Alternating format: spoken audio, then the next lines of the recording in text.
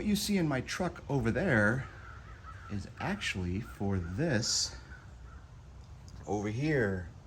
This is all of the bonus room window molding that we just got back from the big box store and purchased. So we're gonna bring all this inside here.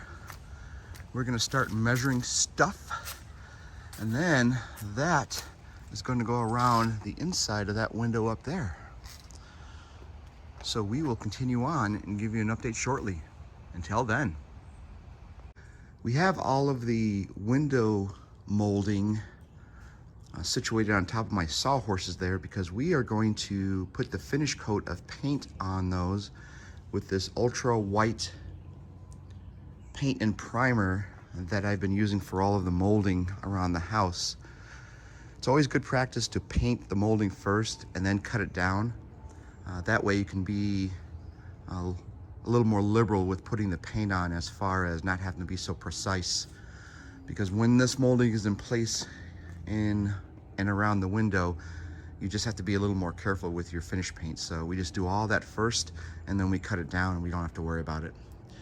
So we are going to do this first, and then while this is all drying, I'm going to go back up into the bonus room and size the sill so we can cut that down and dry fit that into place before we paint that one.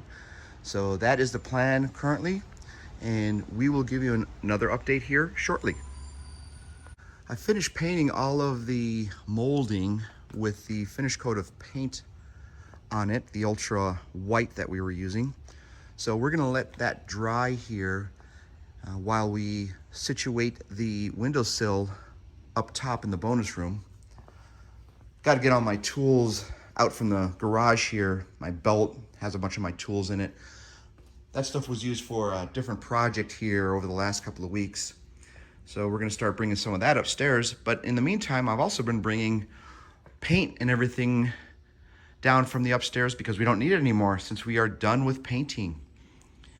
Check it out. We've got this nice piece of pine here that we are going to use for the windowsill. And it's actually a 1x8. However, it's not going to stick out that far from the window itself. You can see there's a gap here. That gap actually goes in about 3.5, 4 inches. So we're going to measure and cut the pine so it fits inside that gap, kind of push that in there, and then the windowsill will end up showing about 3 inches, maybe 3.5 inches, maybe 4, and that will make up that. And then if we have to, we'll put some shim pieces underneath, and then I've got it's basically crown molding, which is going to go underneath that, which is one of the pieces I painted outside to match more or less the other rooms that have molding underneath the sill plates. So that should turn out really good. This is a 6-foot piece, and this is about 67 inches, so 5'7". So we'll have about 2.5 inches left on each side, which works out perfect. I didn't have to buy a full 8-foot piece. I just have to be exact of my measurements to make sure I don't screw anything up so I don't have to go out and buy another board. That's where we stand right now. So what we are going to do here, if you're looking at this, we're gonna measure the sides here and transfer that to the wood here. And then you can see I have to notch out on this piece, that width there, and make sure that that will slide in correctly. And then you can see where it goes to the corner there. There's some wood there. We've got to notch that out on the corner here to make sure that'll fit into place. So we're going to take some measurements and then go down to the jigsaw and cut that out. And then we'll dry fit it to make sure it fits.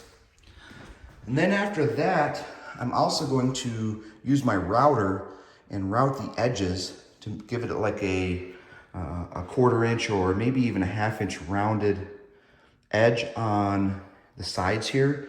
All of the other windowsills in the house have that on it. So we're gonna try that, and then we'll just smooth down the corners so they're not so sharp once we get to that point. We've transferred the measurements from where the windowsill needs to be cut out up top, and you can see I've marked it off there with X's at each point of what we're going to do.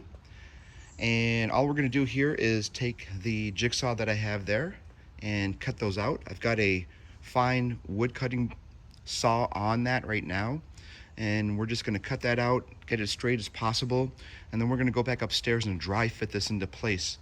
If everything looks good, we can proceed on to routing the edges and then sanding all that down and then painting it like we did for those pieces over there. All right, we have cut out the 3 pieces there to fit inside the window for the windowsill. So we are going to take this upstairs and dry fit it. So let's see how that works out. You can see we've got the windowsill dry fitted into the slot there, and unfortunately it is not going in all the way. If I push on this, it won't go in any further. The reason for that is, if you look closely, you can maybe see it a little bit here, there's 2 ledges there, or 2 edges, and the front edge is where this edge is hitting, which means that this windowsill is just a tiny bit too thick to slide underneath the front edge to get to the rear and rest against that. So what I'm going to do here is I am going to take that windowsill down and run it through my handy dandy planer that I have and shave some of this off to make it a little bit thinner so it will fit underneath there, and we'll just kind of squeeze it in. But if that is the worst thing that I have to do, that will be fantastic. I've got the planer set up here, and this is a really fun machine to work with. For those of you that have never seen a planer in live action before, what happens is there are these fast spinning blades that are on the top part of this, and then they spin so fast that when you put your piece of wood through on this side, it just automatically draws the wood through and then skims or takes off the top part of your wood as it's running through, and then all the shavings will come out of the rear of the machine. And it's a pretty cool machine. It takes off about, I'm gonna say anywhere from 1/16 to 3/32 of an inch, depending on how tight you have this this piece here on the wood. So we are going to start this one up, and I'm going to show you how this works because it's pretty neat. It's very loud, so check it out. And bear with me while I get my headphones on or earphones on or whatever. And I'm doing this one-handed, so try to get this going here. But what I'm going to do here is I'm just going to lay this down. We're going to tighten this up. You can see there's a down arrow there, so you want the thing to go down just enough so I can, it's firm and I can push this through. And then I'm just going to start it up. And I may need to make a few adjustments, but we'll get there. So check this out.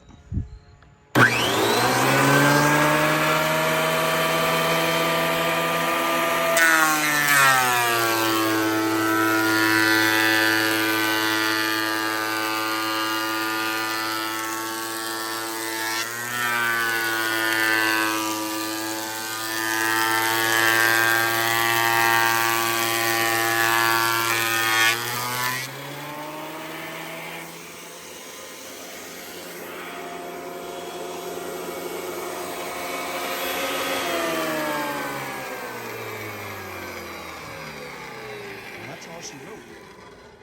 Pretty cool how that works out. And what I like to do with these is this makes perfect kindling wood shavings. Put it in a plastic bag, and then when we have a little fire pit going out there, I'll put that into the starter and it just lights up like real quick because it's so thin. So I'll clean some of that up here and we'll put it in a bag or a bucket and then move that out to the backyard. But we're gonna take that piece of wood, dry fit it upstairs, and then we'll see how that works. If it doesn't work out, we'll come back down and do another round through the planer and go from there. So updates incoming. Until then. Wow, that sill fits in there wonderfully. Check it out. You can see it's all the way pushed in. It is tight and snug underneath the window there, and it looks absolutely great. Check it out. It's even tight up against this piece here where we will finish that off. But that planing did its job. I actually had to use that rubber mallet right there to pound this in to get it really tight underneath the sill. The only thing I need to make sure, which I've already checked, is that the underside of this sill is not damaged. So, meaning that, or not damaged, but more like bent, so I can still open and close the windows effectively, which, as you can see, I can do, and there's no issue closing that. But really happy with the way that turned out. The only thing we may do here is I may try to just finish that off a little more, see if I can get this gap filled here. I don't know if I'm going to be able to do that with what I have, so we just may fill that in with some quarter round molding or something. I think that'll look pretty good there. We'll get some small quarter round and finish that off also. But really happy with the way that looks. So the next piece here is to round these edges off. And I'm probably going to go with a 1/4 inch router rounding bit. And I will show you how I do that. But we're gonna round all the way around the edges. I don't know if I'll do the underside of this yet. I don't think I need to do that. But that's the plan. And then underneath, what we're going to do is, as I mentioned before, we're gonna put some crown molding under there, but I'm gonna put a support plate, maybe a 1 inch support plate that will run all the way across to support this a little more. And then we'll also use that. It actually serves two functions. One, to support the sill a little better, but the other piece here is to allow me to nail into the crown molding that's gonna go underneath into that support block. So we're gonna measure that out here shortly too. But that's where we stand. Things look really good. The molding's just gonna sit right on the face and come down here, so you won't even see this gap. And same on the other side, just gonna come straight down, right, sit on top of that, and you won't even see that. So very pleased, and we'll give you another update here shortly.